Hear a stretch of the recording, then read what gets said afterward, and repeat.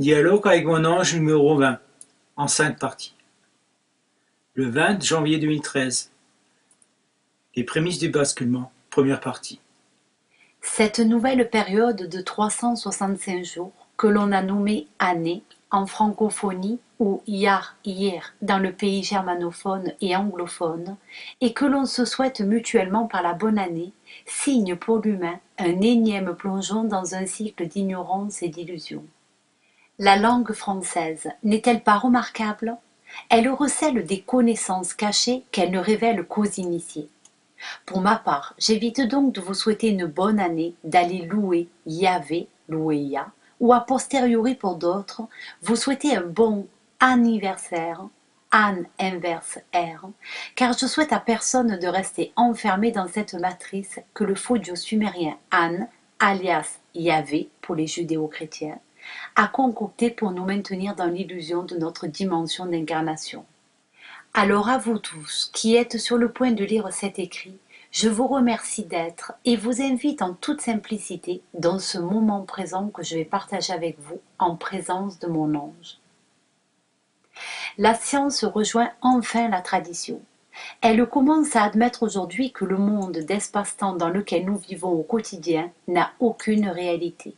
Il est une construction mentale que certaines propriétés de notre cerveau rendent réelles tant que nous y croyons, une sorte de rêve cauchemar dont nous sommes prisonniers et dans lequel nous souffrons.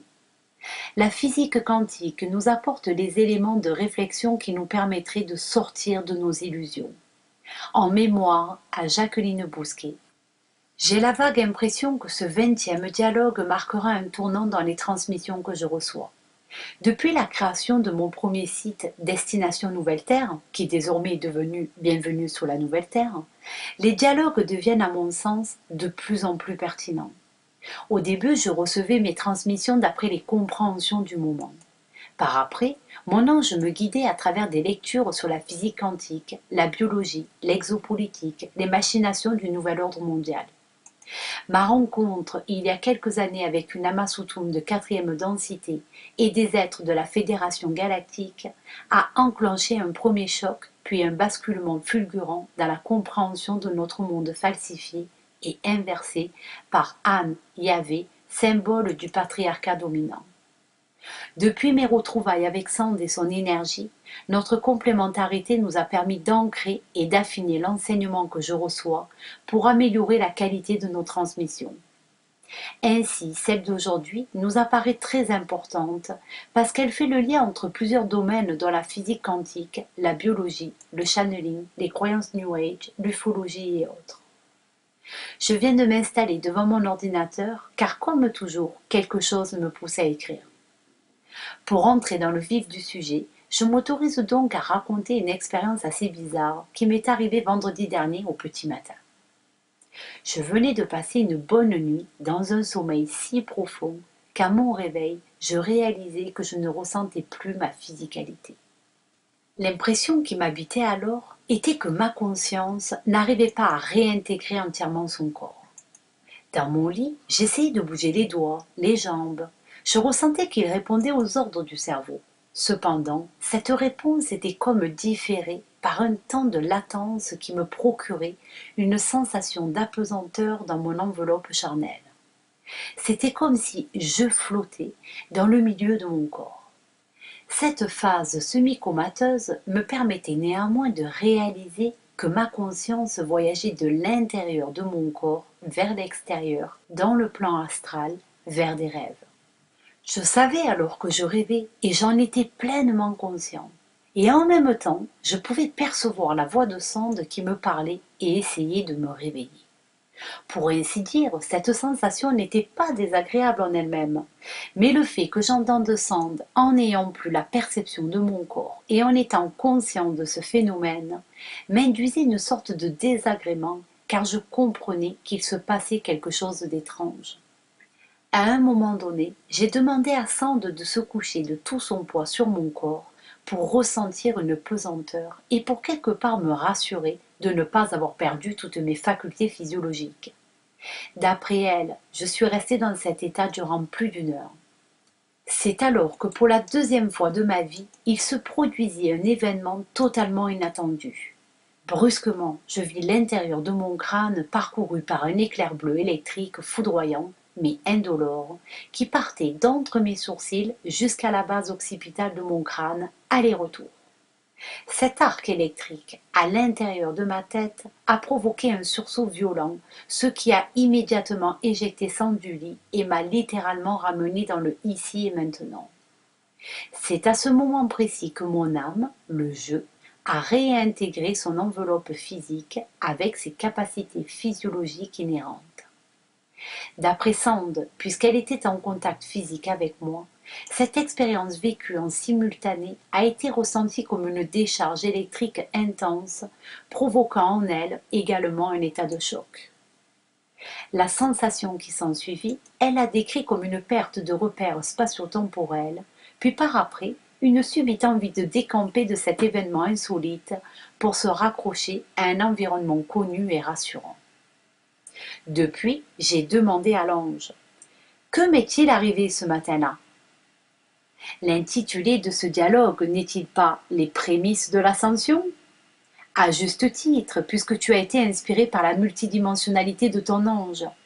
Ce que tu décris là est un phénomène dont tu ne seras pas le seul à faire l'expérience. De nombreuses personnes vont le vivre, mais la majorité n'en aura pas souvenir, car il se passera durant leur sommeil. Comme les dernières fois, tu as eu la présence d'esprit de t'en rappeler. Je devrais plutôt dire que nous t'avons permis d'en avoir conscience pour que tu puisses la raconter et que d'autres qui ressentiront des sensations similaires puissent également en comprendre le sens et l'intérêt. L'expérience que tu as vécue est liée à la perception du chakra du troisième œil, la glande pinéale. L'éclair que tu as pu percevoir dans ton crâne correspond à une rupture et inversion localisée du champ magnétique responsable de la cohésion électroneurologique reliant la glande pinéale à la glande pituitaire. Cette micro-rupture du champ magnétique intracrânien est en résonance avec une rupture de la cohérence du champ gravitationnel terrestre que vos scientifiques appellent rupture de la gravitation. C'est à travers le complexe glandulaire pinéal-pituitaire que se forme la sensation de naviguer dans les mondes ou entre les dimensions. Pour ainsi dire, la conscience ou l'esprit emprunte ce complexe glandulaire pour se manifester dans votre corps, qui va alors engendrer les perceptions, les visions, les ressentis, les émotions dans lesquelles votre âme, également présente dans d'autres corps sous leur forme astrale, expérimente d'autres réalités. Ce complexe glandulaire répond aux fluctuations du champ source, qui n'est autre que la gravitation. Cette dernière polarise, structure, organise, agglomère toutes les molécules de vos corps et de l'environnement qui vous entoure pour vous donner une onde de forme. Ainsi, à travers la combinaison pinéale-pituitaire, vous pouvez avoir des sensations provenant de votre corps astral qui, celui-ci, n'est pas soumis à la gravité puisqu'il n'est pas directement lié à la densité du corps physique. Ce qui, dans vos rêves, peut alors vous procurer la sensation de voler, de bondir, de vous projeter d'un endroit à un autre. Question à l'ange: où veux-tu donc en venir? Je te démontre simplement, même si cela pourrait vous paraître compliqué, que des humains sont déjà en phase de changer de dimension de réalité, mais qui n'en ont pas encore conscience. Ce processus est en cours et il est important de l'expliquer car il fait partie de la divulgation. Vos gouvernements freinent au maximum cette divulgation car l'empêcher fait aussi quelque part partie du grand plan. Dans les prochaines années, d'autres canaux comme toi diffuseront subitement des informations inédites qu'ils perçoivent par leur glande pinéale et à son rôle essentiel dans le processus de l'ascension. Je poursuis. Le champ électromagnétique terrestre est dépendant en partie de l'action du champ gravitationnel. Il existe un rapport harmonique entre différentes forces dont votre conscience, la vitesse de la lumière, la gravité, la gravitation, le champ magnétique et la masse de la Terre, qui ensemble déterminent les dimensions et densités.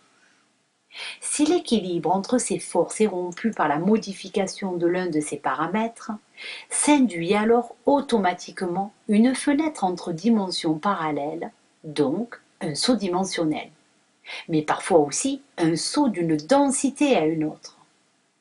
Ainsi, la densité est créée par l'action du champ gravitationnel et du champ électromagnétique sur les molécules de votre environnement dans un espace-temps défini. Ceci détermine un moment présent lorsqu'il est lu par une conscience. L'afflux d'énergie-lumière en provenance des confins de l'univers, la pénétration de la planète X Nibiru dans votre système solaire, l'accroissement du mal-être et des conflits dans votre société, mais également l'élévation de la conscience de certains individus, entraînent en ce moment même des ruptures d'équilibre de ces paramètres. Ce qui démontre bien que l'humanité a déjà entamé son processus de transition depuis quelques années.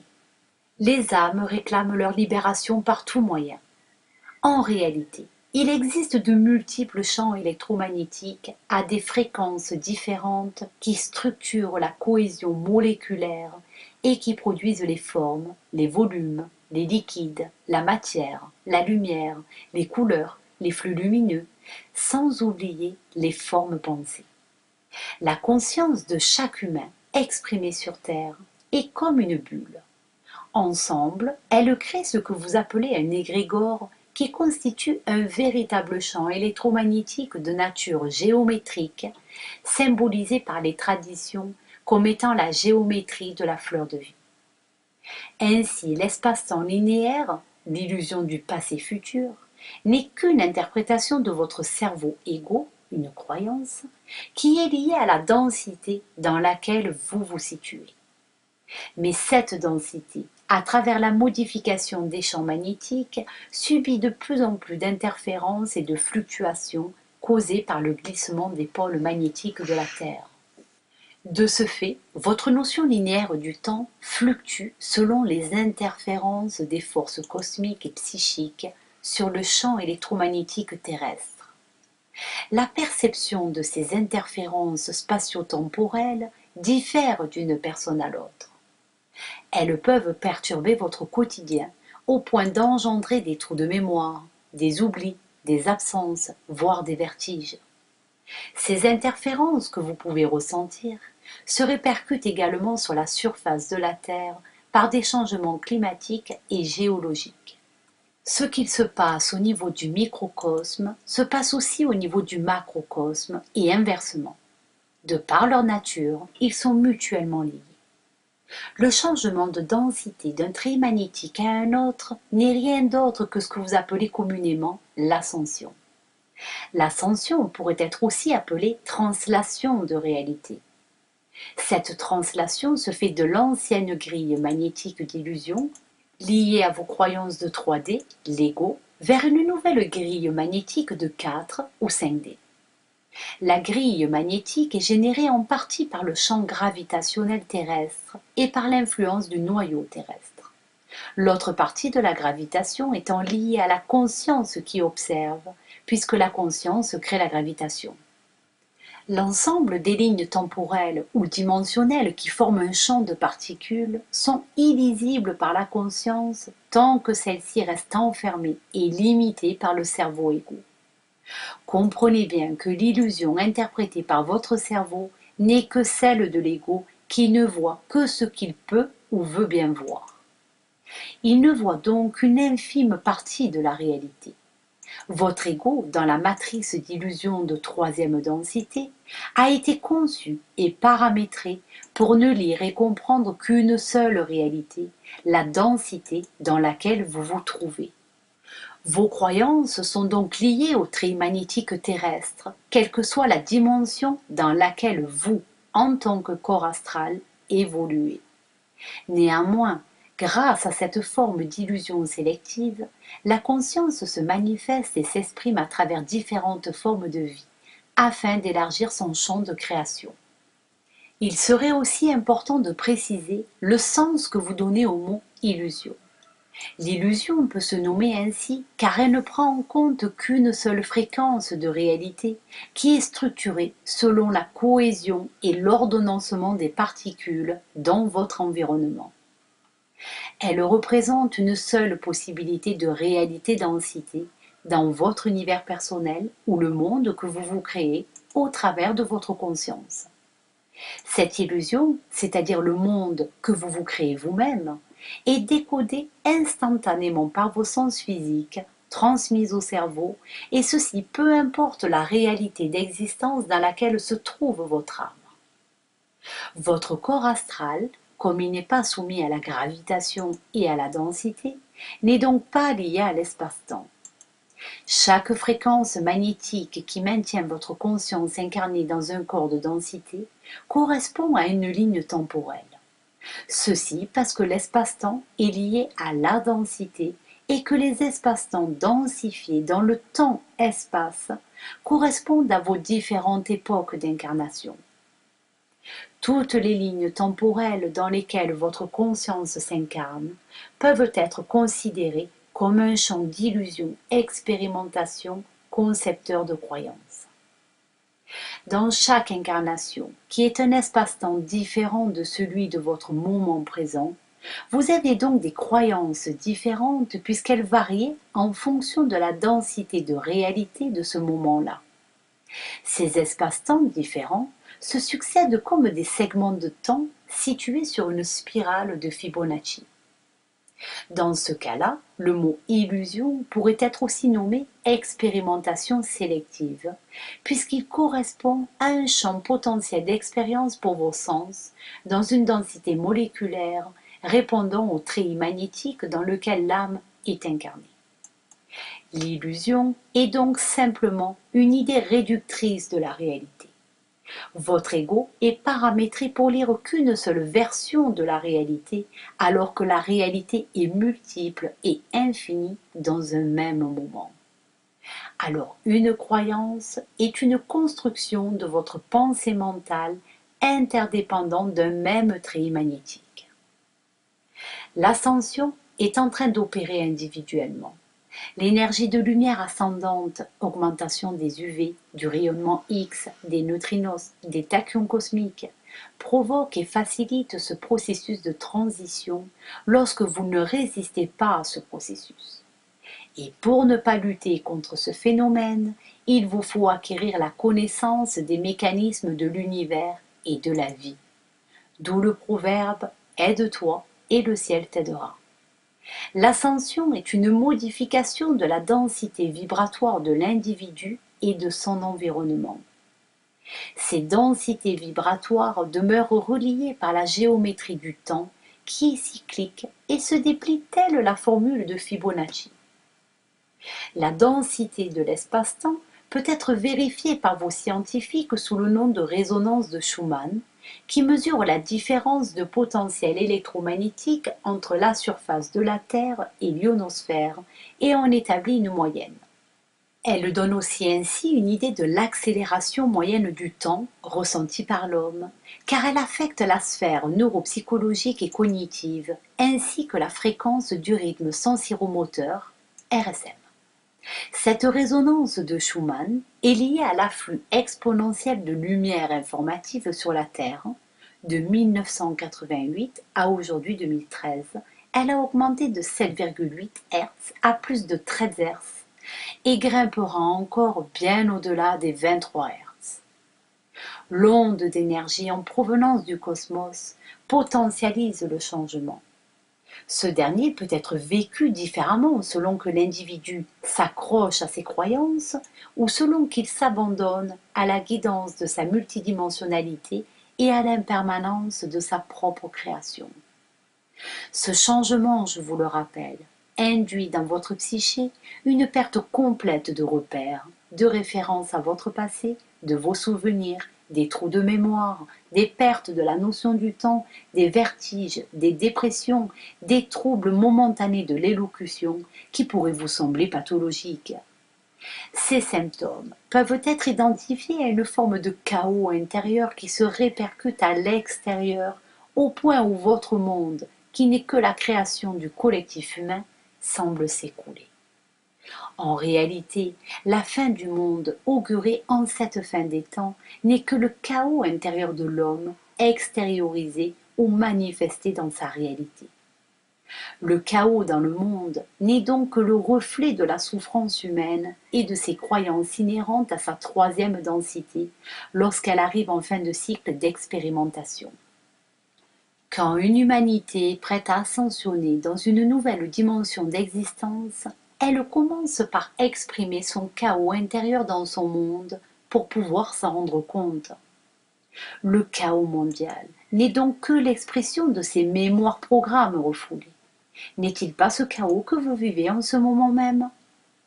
Sachez cependant que ce n'est que du chaos que peut naître une nouvelle terre, un nouvel univers, une nouvelle réalité, un nouvel ordre des choses. Mais la nouvelle terre dont je vous parle et pour laquelle je vous guide à apprendre à la manifester n'est en rien le nouvel ordre mondial que vous proposent les agents du nouvel ordre mondial Illuminati. Ce ne sont pas eux qui vont vous sortir de ce chaos mondial, mais c'est uniquement en opérant un profond travail intérieur que d'abord vous parviendrez à changer votre propre réalité. Celle-ci va consentir à ce que la réalité collective des gens qui possèdent la même conscience que vous se laisse porter eux aussi vers cette même et nouvelle réalité, celle de la nouvelle Terre. Vous êtes simplement sur le point de changer de fréquence électromagnétique, donc de densité. Ce processus de transition d'un monde à l'autre pourrait être comparable au Big Bang du début de la création, qui n'est autre que le coup de départ d'un nouvel univers formé par un collectif de conscience qui a réussi à quitter sa ligne temporelle pour en manifester une autre. Question à l'ange. Que pouvons-nous faire pour activer notre ascension? Vous n'avez rien à activer. Je vous invite simplement à vous délester de vos croyances, vos certitudes du passé, vos attachements, vos projets, vos besoins futurs. Vos expériences passées ne sont plus d'aucune utilité, celles-ci ont généré des croyances désormais obsolètes. Cessez de vous raccrocher à quoi que ce soit ou de vous projeter dans un futur quel qu'il soit. Car une projection de vos pensées dans le futur collectif de l'humanité réduirait les autres potentialités que votre être multidimensionnel pourrait être amené à manifester dans votre univers individuel. Un projet n'est qu'une expression virtuelle de l'ego, empêchant momentanément la modification de la ligne spatio-temporelle sur laquelle vous vous situez et qui freine, voire bloque votre ascension à une nouvelle réalité. L'énergie que vous utilisez pour vous concentrer sur un projet génère une ligne temporelle unidirectionnelle qui se densifie de plus en plus pour finalement se figer dans la matière afin de répondre à la loi d'attraction liée au treillis magnétique 3D. Cette ligne temporelle est une manifestation de votre cerveau égo qui réduit alors tous les autres potentiels de création que vous devriez être susceptible de manifester dans votre monde univers. En réalité, tous les potentiels existent déjà dans l'éther. L'éther, que nous pourrions aussi appeler antimatière, contient l'ensemble des possibilités que votre être-té multidimensionnel pourrait générer. En traversant le complexe pinéal-pituitaire, l'intelligence universelle, expression de votre âme, devient alors votre conscience et devient créatrice puisqu'en provenance de l'antimatière, elle s'exprime en densifiant la matière. C'est ainsi que l'âme emprunte une ligne temporelle correspondant à votre vibration densité dans un moment présent. Cette fréquence vibratoire correspond alors au meilleur chemin possible que propose la conscience universelle pour cet instant. Question à l'ange. Alors, n'est-il donc plus possible de créer des projets pour l'avenir? Il ne faut pas confondre faire ou réaliser un projet avec l'intention de créer un projet. Car avant toute chose, c'est l'intention qui génère l'énergie et fait appel à tous les potentiels, les potentiels, les anges, inscrits ou présents dans votre univers et non pas le vouloir en lui-même, parce que le vouloir faire exprime une énergie égotique, donc limitée dans l'espace-temps pour matérialiser ce projet. L'intention, quant à elle, même si elle est également exprimée par le mental, se détache de l'ego car elle est détachée du résultat. L'intention n'est pas attachée à un quelconque lieu ou à un quelconque espace dans le temps. L'intention permet à votre multidimensionnalité d'être, les potentiels anges-âmes, de vous proposer la meilleure alternative correspondant au mieux à ce que vous devez expérimenter à ce moment-là. Car ce n'est qu'ainsi que la magie, l'âme agit, peut opérer. Ne focalisez donc plus votre énergie dans un projet matériel dans l'objectif qu'il réponde à vos attentes et croyances. Contentez-vous de poser simplement une intention, puis d'observer les synchronicités que vous propose votre univers avant de vouloir passer à l'action. Apprenez ainsi à rester absolument dans le moment présent. Cet apprentissage est une étape clé de votre ascension dans des réalités d'existence supérieure. S'accrocher à la volonté d'obtenir quelque chose ou un résultat par n'importe quel moyen n'est pas votre chemin. Question à l'ange. Si je comprends bien, il est donc inutile de rester attaché à des projets d'avenir. Exactement. Je te le répète encore une fois pour que tu puisses bien l'intégrer. Le fait de vous raccrocher à un futur illusoire ne fait que retarder l'échéance de votre translation dans une autre dimension de réalité. Pour vous proposer une image, l'ascension est une translation d'une ancienne réalité vers une nouvelle réalité. Cette nouvelle réalité variera en fonction des vibrations que génère chaque individu. Il est donc essentiel que vous arrêtiez de donner de l'énergie au je veux, je ne veux pas, car inconsciemment vous alimentez le jeu de votre mental ego. L'attachement à vos croyances densifie la réalité et l'énergie vibratoire de chaque individu qui, de par là, le freine dans l'évolution vers sa nouvelle réalité. Acceptez sans condition de laisser place à l'inconnu en faisant confiance à votre multidimensionnalité. Elle est votre intelligence primordiale, souveraine et légitime, qui par le complexe glandulaire pinéal pituitaire peut interférer dans votre densité pour accomplir le meilleur pour votre évolution. Question à l'ange. Est-ce qu'une ascension collective peut devenir une réalité ou est-ce aussi une illusion? Elle peut rester une illusion pour ceux qui n'y croient pas, car tous les humains ne sont pas destinés à changer de dimension d'existence. Simplement parce que tous les humains ne sont pas humains et que le changement dans des densités supérieures n'est pas pour les non-humains. Une ascension collective se déclenche spontanément lorsqu'un groupe d'humains n'alimente plus les égrégores de croyances limitantes, peur, conflit, résistance, projection, besoin égotique de troisième densité. Bien que les sens de l'individu acquièrent une perception de la réalité infiniment plus grande qu'en troisième densité et que la conscience change de plan à ce moment-là, il reste néanmoins dans une certaine forme d'illusion. La quatrième densité recèle donc encore certaines formes de limitation égotique. Lorsque ce collectif d'individus parvient à se soustraire des égrégores limitants de troisième densité, il se forme alors un nouvel égrégore de pensée-conscience qui devient cohérent dans une bande de fréquences vibratoires correspondant à ce collectif. C'est ainsi qu'une nouvelle réalité est manifestée collectivement à travers le complexe glandulaire pinéal pituitaire de chaque individu. Cette nouvelle bande de fréquences vibratoires, induite par ce groupe, génère alors une nouvelle réalité collective, potentielle, qui se détache peu à peu de la réalité de l'ancien monde. Ne l'oubliez pas, vous êtes soutenu par les descentes colossales d'énergie en provenance du cosmos et par vos frères galactiques, qui ne sont autres que vous-même dans votre futur. Vous êtes déjà ceux que vous attendiez.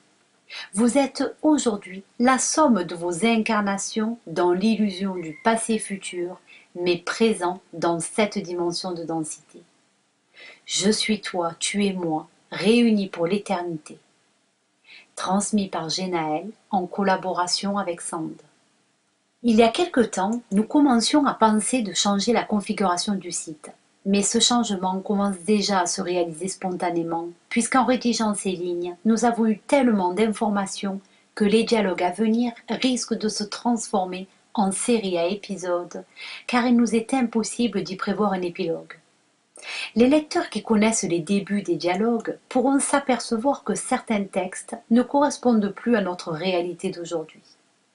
Ceci dit, ils peuvent toujours correspondre à celle d'autres en chemin. Les dialogues avec notre ange continueront donc à être transmis sous forme de dialogue afin que nous-mêmes puissions affiner notre discernement entre des canalisations provenant de l'astral et les transmissions transdimensionnelles. Donc, en riposte à tout questionnement des lecteurs qui chipotent sur l'origine de nos transmissions, nous ne fournirons nulle réponse. Chacun recèle la sienne en son intérieur qui, elle, est déjà une vérité inhérente à son incarnation. Par nos expériences que nous partageons, nous ne faisons que réveiller celle qui résonne en lui. Il n'existe de ce fait aucune réponse vraie ou fausse, car elle ne répond qu'à l'illusion d'un moment présent. Ainsi, chaque personne est limitée par sa propre croyance et par les mots qu'elle utilise. Et c'est également pour cette raison qu'une vérité individuelle ne devient vérité collective que si elle est admise par la majorité. Donc, une vérité ne peut pas devenir une vérité pour tous. Car l'idée que le diable se cache dans les détails et que nous ne pensons pas dans notre tête reste une des idées fortes des découvertes de la philosophie moderne qui pourrait bien avoir raison. Pour qu'une vérité individuelle puisse devenir vérité universelle, l'essentiel n'est donc pas de chipoter sur les mots, d'être d'accord ou pas d'accord, mais d'apprendre à nous délester de nos croyances pour nous défaire des illusions liées à la matrice. Car l'humain devrait réapprendre à fonctionner avec l'idée de concepts mentaux, tout comme le fait l'ange avec nous, ou comme le faisaient les peuples premiers qui, eux, ne possédaient pas le langage. Ainsi, avant de vouloir émettre une quelconque critique, les dialogues ne devraient pas être simplement lus, car ils possèdent plusieurs niveaux de lecture qui apparaîtront au fur et à mesure de l'ouverture et de l'élévation de la conscience du lecteur. Alors ouvrez votre cœur, ayez votre libre arbitre et utilisez votre discernement.